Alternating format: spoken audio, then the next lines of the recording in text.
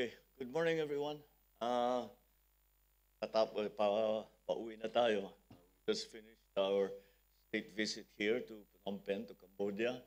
Uh, and I think it has been a very good, substantial visit, and that we have managed to open many new avenues of cooperation between Cambodia and the Philippines in many ways, in government work, in private businesses, in G2G arrangements, and everything else in between. Kaya natutuwa naman ako na kasi ang trade natin sa Cambodia, $100 million more or less.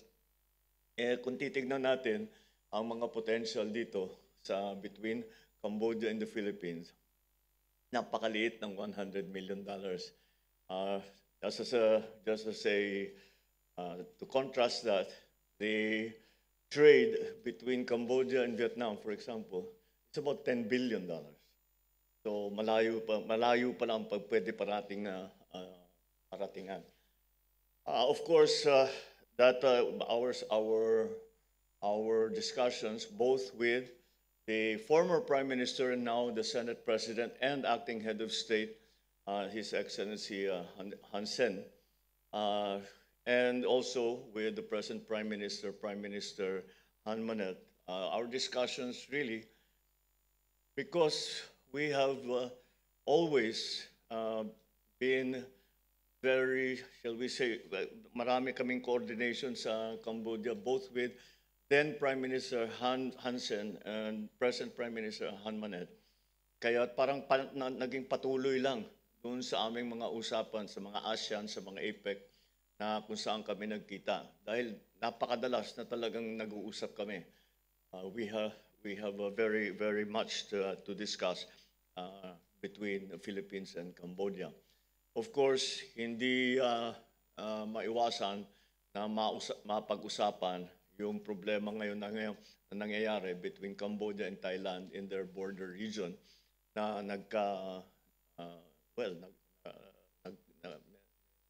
may clashes between the two countries. So, paulit-ulit namin sinasabi, basta ang Pilipinas at saka yung ASEAN, nandito kami upang tumulong. At dahil pareho kayong kaibigan namin, we are friends with both Cambodia and Thailand, we are all members of ASEAN, ayaw natin makikita na magkakaproblema ang mga member states of ASEAN. Kaya't naman, lagi kong pinapaliwanag na the Philippines is ready to play any role that will be of assistance to strengthen the ceasefire, number one, and eventually to come to a final solution, bad word, come to a final resolution of the problem between between Thailand and Cambodia. To that end, nag-organize ang ASEAN ng observer group, and each country of ASEAN has offered to be part of that observer group. Kasi ang ginagawa nila, mahirap kasi yung sitwasyon nila eh. Dahil hindi, yung border class nila, hindi lang sundalo ang nandyan. May communities dyan eh. Naiipit sila, sabi nila, 170 municipalities that they have, families that they have to move out. Doon sila nakatira. Hindi ito yung walang laman. No, hindi, walang tao. Pero ang problema, may talagang tao doon, nakatira doon, matagal na. Kaya anong gagawin nila doon? And they have to decide. So that's the problem. So the observers that ASEAN, the observer group that the ASEAN is organizing, will be there to observe and to make sure that whatever agreements are arrived at, that they will eventually be observed properly by both sides. And we had originally committed to providing one observer. Tapos dinagdagan natin, naging 2. Doon sa usapan namin, hiningi nila 5. O di, sige, magkakaroon ng 5 observer galing sa Pilipinas na sasama sa bawat bansa nagpadala, mga 5, yung Malaysia, 6 ata, di ba? Also, so lahat ng ASEAN members magpapadala ng observer para matulungan naman sila. And we need many observers dahil mahaba, hindi ito isang lugar lamang. Kundi all along now, it's all along the shared border between Cambodia and Thailand. So that's what is necessary. Other than that, again, we have opened many avenues. The Ambassador Mayo here has been working so hard to bring this all together, and I'm very happy to be able to say that it has been successful. All right, so I think you have some other questions that you want to ask me. So, Mr. President, the first question will come from Marcel Halili, TV5. hi, good morning. Sir, on other issues course, po, yeah, sir. well. Sir, may we have your thoughts about the change of leadership in the Senate? How will this affect the legislative agenda of the administration? Well, that remains to be seen, but I do not actually see any problem in that in terms of the legislative agenda that the executive and the legislature have agreed to undertake for this next Congress. The change of leadership is an internal matter between the senators. It has been, I think, I mean, you have all been reporting on this at alam naman ninyo na meron talagang galaw that has been going on for the last at least a month. That would bring us to this change of leadership. So I'm confident the Senate knows how to organize itself. The Senate also knows how to do the work. And if Senator Soto is now the SP again, then I do not see that it will change very much from what our agenda has, that we had agreed upon when Senator Cheese was SP. Thank you. Thank you, Mr. President. The next question from Clay Pardilla from PTV4. Good morning po, Mr. Morning. President. President, may we know directly from you the real reason of General Torres' dismissal and what post The was reason? offered to him po? Salamat You po. don't know what the reason was. We explained it and explained it. Even my blog the other day, I explained it again. It was because he did not agree with the directives that were coming out of NAPOLCOM. And there's a very clear chain of command, that the civilian authority is the overweening authority when it comes to the police. Because the police is essentially, technically, a civilian organization. And NAPOLCOM is the civilian authority that has the authority to monitor and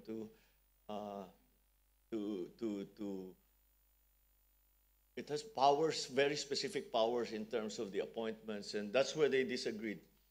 And we cannot, alam naman natin, uniform service yan, kailangan masundan ang chain of command. So that's why, but we had many discussions about it beforehand. Hindi lang daw talaga niya magawa. So sabi ko, wala tayong magagawa kung ganun ang sitwasyon. Thank you, Mr. President. you. The next question from Jonathan Andel, GMA7. Morning. Sir, may we know your thoughts sa revelations kahapon ng mga diskaya sa umunoy korupsyon sa flood control project? Tingin niyo po ba may bigat yung statement nila? And si Curly Diskaya po nanghihingi po sa inyo ng proteksyon para daw po sa seguridad niya after niyang pangalanan yung mga kongresistang, sabi nila, sangkot daw sa korupsyon. Yeah.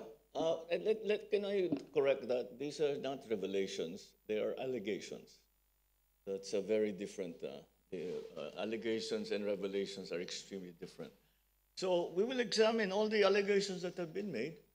Ang lumalabas talaga dito, mula nung nasimulaan itong investigasyon at lahat niyan, ay matagal na talaga. Kaya ang lalim na ang lalim na nung kumbaga sa amag at napakalalim na sa sistema. It's the system of this kind of corruption has been institutionalized And if you look at the allegations that have been made, nagsimula sa 2003 pa ito. So this has been going for 21 years. And that is why it's so deeply seated within the system. And that's why it's going to be a very, kailangan masalimuot at detalyado ang ating magiging investigasyon at para matignan. And yan ang magiging trabaho ngayon ng ating independent commission. So all of these allegations will be examined, and that's the job of the independent commission, which by the time we get back, before the end of the week, it will be organized. Thank you. And the personalities who are going to be part of the independent commission will also be named already. We will also decide on the powers. We already have a very good idea of what the powers and authorities will be granted to the independent commission. So that's their job.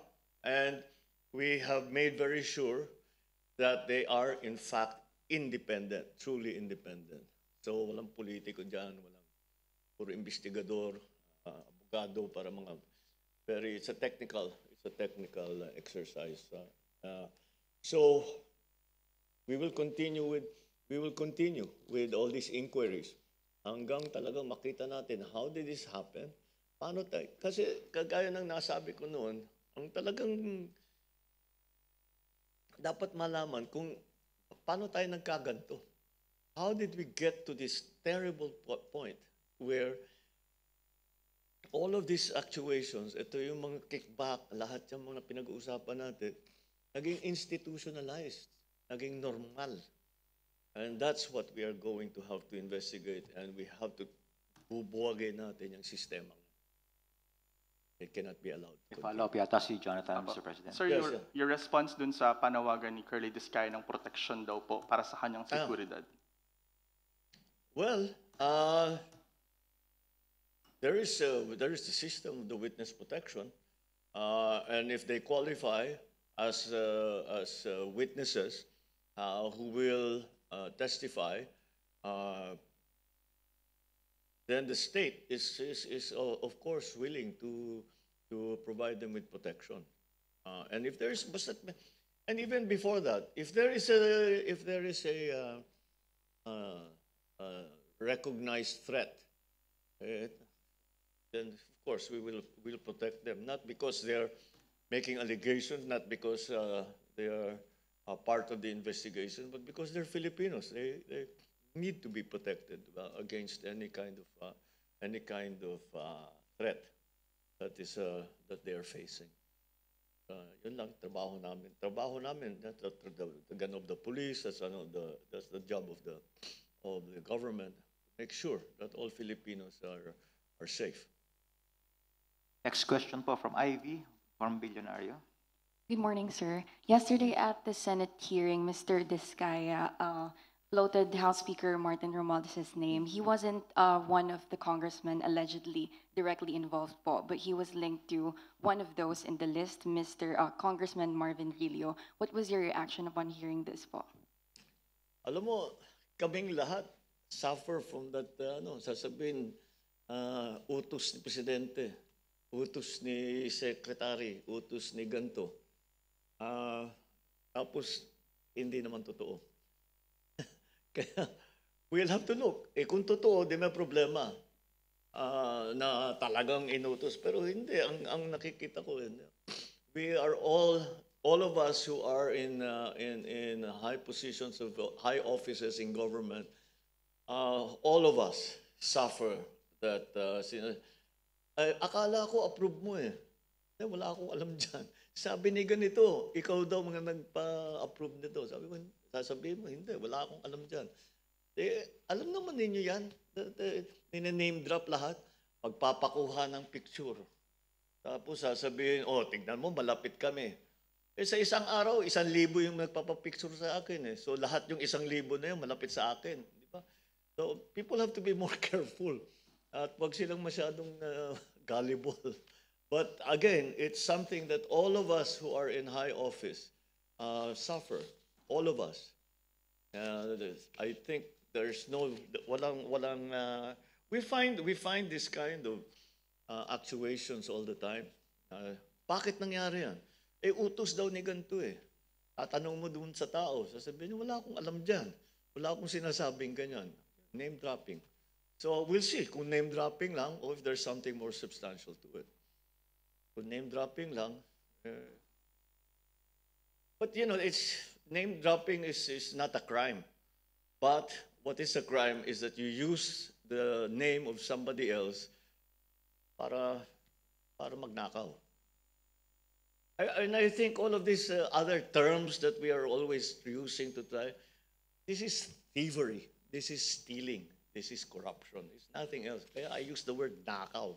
Ninanakaw talaga nila yung pera ng gobyerno. Kung totoo, totoo. Kung sabi-sabi lang, haka-haka lang, we will also show that. Haka-haka lang. But you know, we cannot come to any conclusions yet now. Wala pa yung investigative independent commission. And like I said, by tomorrow, pwede na nating announce, or tomorrow, the day after.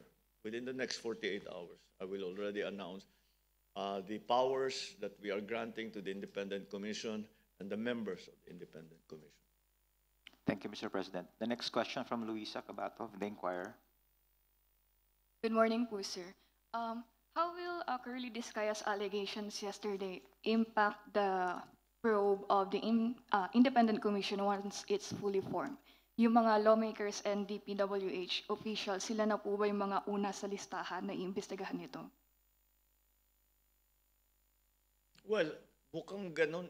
Kasi ang napapag-usapan ngayon, the allegations are against officers of the DPWH and some members of the legislature. So, siyempre, yun ang titignan natin. But of course, we don't only investigate what other people are alleging. We are investigating this independently of all that. And that's why we have to be very, very clear that the independent commission is in fact independent. That they will no longer be, no one who has an interest in these cases will be allowed to participate except as a witness. Thank you, Mr. President. The next question from Leth, PZRH. Morning, Mr. President. Good Sir, morning. you said that there would be no budget for flood control projects in 2026 or under the 2026 budget. So what will happen to the almost 275 billion pesos proposed allocation for flood control projects under the 2026 NEP? Then we will spend it on other things. There was a budget of 350 billion for 2025. Because of all of these allegations, investigations that are occurring, na-delay lahat yan. So hindi matatapos yung 350 billion in 2025. So we will use the continuing appropriation for next year. And yung savings, it's going to be about 225 billion. It's actually, ang flood control for next year is about 275 billion. But some of that is foreign assisted. So yun, hindi gagalawin yun. Kasi foreign assisted project yun. Pero yung locally funded, kung tawagin, na project that amounts to about 225 billion, we will reappropriate it to education, to health, to other departments that are also always that are in need of this funding. Thank you po. Nel, the next question from Nel, UNTV. Hi sir, good morning. Sir, sa inyo pong podcast, nabanggit po ninyo na meron pang ibang infra projects bukod sa flood control, meron pa kayo nakita mga problema. Ito rin po ba itututukan ninyo gaya ng pagtutok nyo doon sa issue sa flood control, sir? Well, we cannot spread ourselves too thin. Ang pinakamalaki sa ngayon is the flood control. So yun ang unahin natin. Kaya nga, kaya ako nabanggit yun, dahil yung sa isumbong mo sa presidente na website, meron silang sinusumbong yung kalsada, mga asphalt overlay naman napakanipis, all of those things. So titignan din natin yun. But what is before us right now, what is the instant case, if you want, is the the flood control projects. But I'm sure now that we have opened ourselves to all of these sumbong, then of course hindi natin basta pwedeng pabayaan. Sinasabi na may kalsada rito, 20 kilometro, ganito ang laki-laki ng binayad, sira-sira naman. Siyempre, kailangan din natin tignan yan. Hindi naman natin pwedeng pabayaan. But right now, I have to say, because we have to focus our resources properly para maging maayos at kompleto ang ating investigasyon, we'll focus for now on the flood control project. Sir, Sir, follow-up question, Mr. President. Pahabol po, sir. Happy birthday, sir. Maybe know po, sir, kung ano yung wish ninyo sa gitna ng mga isyong kinakaharap ninyo ngayon. Hindi naman nagbabago yung mga birthday wish ko mula nung simula hanggang ngayon na naging Pangulo ko at yun na nga maging maayos ang buhay ng bawat Pilipino na maituloy natin lahat ng ating proyekto para matulungan lalong-lalo na yung mga mahihirap at ganun pa rin hindi talaga nagbabago. Sana maabot natin yung aabutin natin yung aking pinapangarap na wala nang gutom na Pilipino. Sure. Thank you. Then the next question from Job, ABS-CBN. Morning po. Good morning. Paano niyo po hinahandle yung mga alingas-ngas ngayon sa House, pati na rin po sa Senate? Kasi may impression po yung publiko na magulo yung politika ngayon. So paano niyo po ito i-handle? Kailan ba hindi naging magulo ang politika? Matagal na ako namumulitika. Never naging ano yan. Kasi it's an adversarial process. So you cannot expect na everybody will agree with everybody. Talagang meron dyan, namumuliti ka lang. Basta ayaw lang nila dun sa tao kahit tama yung ginagawa. Hindi tama yan, hindi tama. Meron naman talaga hindi naniniwala na tama yung ginagawa. Mas maganda yung idea nila. So there will always be that kind of push and pull. Laging may tension na ganun. But that's the process. Kaya natin ginagawa yan para marinig natin ang lahat ng boses ng lahat ng tao na interesado sa kung anumang issue yan. So, it's always, and besides, what we are doing here are this has been from the very start of this administration. Matagal ko nang ginagamit yung salitang structural.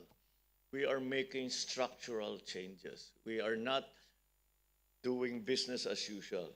And so, that will necessarily, because it is structural and we are changing basically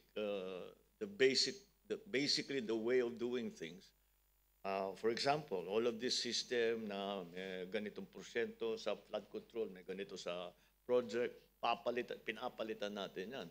So, inevitably, talagang that's disruptive.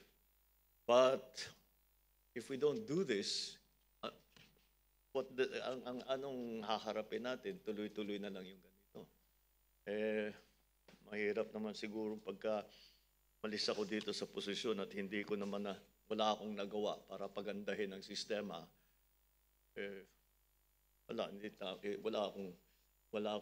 Hindi ko sasabihin successful ang naging administrasyon ko. Mr. President, na-mention nyo kanina, within 48 hours, i-announce nyo na po yung leadership o yung structure ng Independent Commission. May we know, may hint po ba kung ano yung, or sino yung magiging, yung magle-lead nitong Independent Commission? You have to try, don't you? I suppose. Pero hindi, that would be, kasi kung may sinabi ako ngayon na hindi pa final, namin mag-speculate, si ganito. Ganito. Tapos mali, I have to change it again. So, mag-a-announce ako buo. All the powers and authority of the Independent Commission that we have agreed upon and the membership of that commission. Or like one of the issues that are being talked about now are the powers. Anong powers ang ibibigay? Sa aming, is that they need to have subpoena powers para makatawag sila ng witness. Ngayon, may suggestion na bigyan din ng contempt powers of to declare a non-appearance or a lying witness in contempt. This is an investigative commission, so they are not there to they are not there to actually mete out punishment to whoever. They are there to find out the facts. Kung ano ang findings nila, dadalhin ngayon nila sa DOJ, dadalhin nila sa ombudsman, kung saan. At kung hindi pa sila mag-appear, hindi pa sila sumagot doon sa akusasyon sa kanila, o hindi sila nag-appear para mag-testify, doon sila makukontempt. But I don't think that's the role of the commission. The commission needs the subpoena powers though, para to compel people to come and to testify and to provide information to the commission. Salamat po, Mr. President. The last question from Vance Fernandez.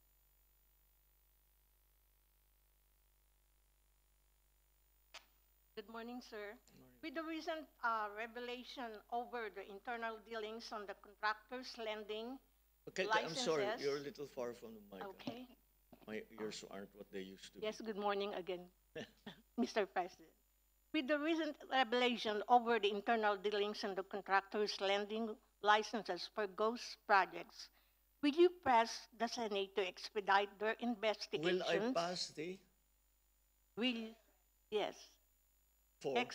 Will you press the Senate to expedite their investigations on the matter, or will you consider letting the Senate move at its own pace?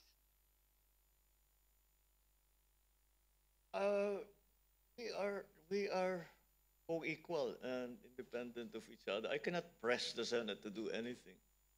I can only talk to the senators and say, this is what I consider to be our priority. I hope you agree. Lakarin natin, ayusin natin, trabahuhin natin. But what pressure can I ever provide, can I ever put on the senators for that matter? Well, I think it's very clear to everyone that this is important to me, to the administration, that we conduct these investigations properly and thoroughly. And I think everyone is in agreement that this is something that we have to do. So let's just put it that way. And I think that there's no need for pressure coming from the president because the situation as it stands now, there is immense pressure from the public, which is much, much, much more important than anything that the president can do. Yes, sir. Last question. Can the government reliably suit itself with more future partners and contractors? As surely the present events that have transpired ultimately means that there has been a breakdown in public trust and confidence in contracted projects by the government and rethinking the administration's relationship with the contractors. How could this reassure the public on the part of the government projects? I have said it before and I'll say it again. Ang sistema ng of governance in the Philippines is well laid out.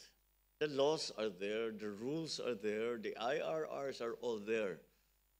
But the only reason na nagkaganito is hindi na sinusundan. Everybody's looking the other way kasi masyadong maraming kasabot na.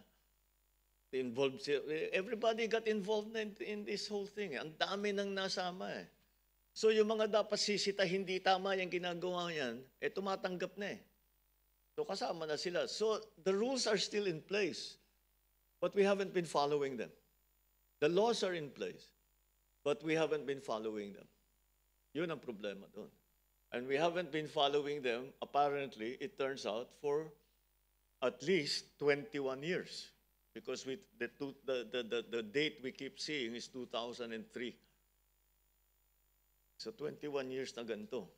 So it got worse and worse and worse and worse. And the shocking part of this is that it became normalized. Hindi, ganyan talaga eh. Ganyan talaga ang patakbo eh. pumayag naman yung mga iba. Ako hindi ako papayag. Kaya hindi ganyan ang patakbo. Hindi dapat ganyan ang patakbo. Hindi ganyan basta't sinasagasaan ng batas, sinasagasaan ng mga rules and regulations, hindi sinusundan yung mga IRR. O yung IRR ginagawa kahit na it is contradictory to the actual law that the rules are made to put together to implement and to enforce that law. That's the actual situation there. We do not need new regulations. We do not need new procedures. All that we should be doing is return to the proper procedures, following the regulations, following the law. Pagka ganun, maayos ang patakbo. But, we have gotten into this terrible habit, apparently for over 20 years. And, to undo 20 years of a, shall we say, bulok na sistema is going to take what keeps coming into my head is that we're making an omelet here. We will be breaking eggs. Thank you. Yes. Maraming salamat, Thank Mr. you. President. Maraming salamat po, and that concludes our press conference this morning, Mr. Okay. President. Thank you very much. Maraming salamat. Thank you.